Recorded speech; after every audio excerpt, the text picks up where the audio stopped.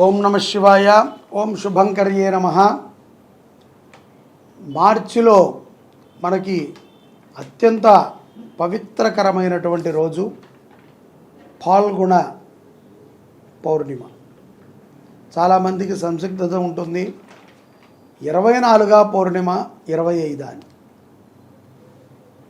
24వ తారీఖు పౌర్ణమి రాత్రి పౌర్ణమి కావాల్సినటువంటి వారు చంద్ర దర్శనము నక్షత్ర దర్శనము చేసుకునేటువంటి వారు 24వ తారీఖు ఆదివారము పౌర్ణమిగా భావించి చేస్తారు. ఎందుకంటే రాత్రికి పౌర్ణమి తిథి ఉన్నది. పౌర్ణమికి ఎప్పుడూ కూడా ప్రధానము రాత్రికాలం. అలాగే ఏదైతే గనక లక్ష్మీప్రదమైనటువంటి అనుగ్రహాన్ని పొందేటువంటి పౌర్ణమి కూడా ఫాల్గుణ పౌర్ణిమ. ఇది ఉదయము పూట ఉన్నటువంటి పౌర్ణమి కావాలి. కాబట్టి సోమవారము ఫాల్గుణ మాసములో 25వ తారీఖు సోమవారం రోజున ఉదయము లక్ష్మీ పూజ ఇత్యాది ధన పూజలన్నిటినీ కూడా చేసుకుని హోలీ పండగని ఆ యొక్క రంగులని జల్లుకుంటూ 9 విధములైనటువంటి రంగులు ఉంటాయి. ఈ 9 రంగులు 9 గ్రహాలకి సాంకేతికముగా ఉంటాయి.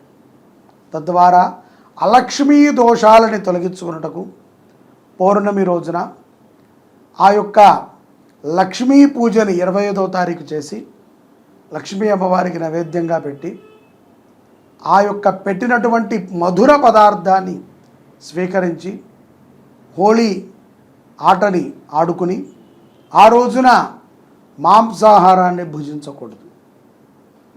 ఆ రోజున సాయంకాల సమయంలో దీపారాధన పెట్టిన తరువాత వారు కొంతమంది నృత్యాలని కూడా సంగీత నృత్యాలని కూడా ఆచరణ చేస్తూ ఉంటారు కొన్ని ప్రదేశాలలో. ఈ లక్ష్మీప్రదమైనటువంటి ఫాల్గుణ పౌర్ణిమ చాలా గొప్ప విశేషం. లక్ష్మీ అమ్మవారిని మనము కటాక్షం పొందాలి. లక్ష్మీ అమ్మవారు అందరికీ కావాలి. అందులోన మనకు ఉన్నటువంటి దారిద్ర్య దుఃఖ లక్ష్మీలు తొలగి ఆనంద లక్ష్మీలు మనకు ప్రసాదించాలి. అవి మనకి ప్రవేశించాలి అంటే హోలీ పండగ తప్ప మరొకటి కాదు అనేటువంటి విషయాన్ని స్పష్టముగా మనం తెలుసుకోవాలి. అందున సోమయుక్త పౌర్ణిమ. సోమవారము చంద్రుడికి ప్రీతి, పౌర్ణమి అమ్మవారికి ప్రీతి. సోమవారము శివుడికి ప్రీతి, పౌర్ణమి అమ్మవారికి ప్రీతి. అంటే ఇద్దరు కూడా కలిసినటువంటి సోమయుక్త పౌర్ణమిని మనం చాలా గొప్పగా అమ్మవారి ఆరాధనని మన ఇంట్లో మనం చేసుకుందామండి. ఎవరినో బ్రాహ్మణుని పిలిచి ముత్తైదువులను పిలిచి ఏదేదో హడావిడి చేయకుండా సులభంగా మనము అమ్మవారి అనుగ్రహాన్ని పొంది చక్కగా 9 రకాల రంగులు 9 రకాల ముగ్గులను పెట్టి 9 రకాల రంగులని చక్కగా మన వస్త్రాల మీద కానీ మన ఇంటి ముందు కానీ మనం జల్లుకుందాం. ఈ యొక్క నీళ్లలో చాలామంది రంగులని మిశ్రమించి వాటిని జల్లుతారు.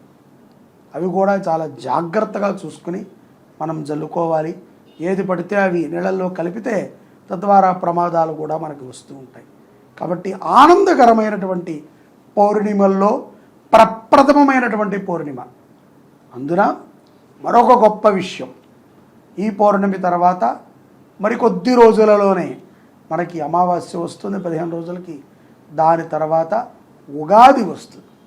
సంవత్సర ఆఖరి పౌర్ణిమ చంద్రమిళిత సోమ పూర్ణిమ. చాలా గొప్ప విశేషం. లక్ష్మీ ఆరాధన చేస్తే ఈ సంవత్సరం మీ అందరికీ కూడా అలక్ష్మీ దోషములు తిరిగి లక్ష్మీ కటాక్షాన్ని పొందగలుగుతారు. జై శుభంకరి.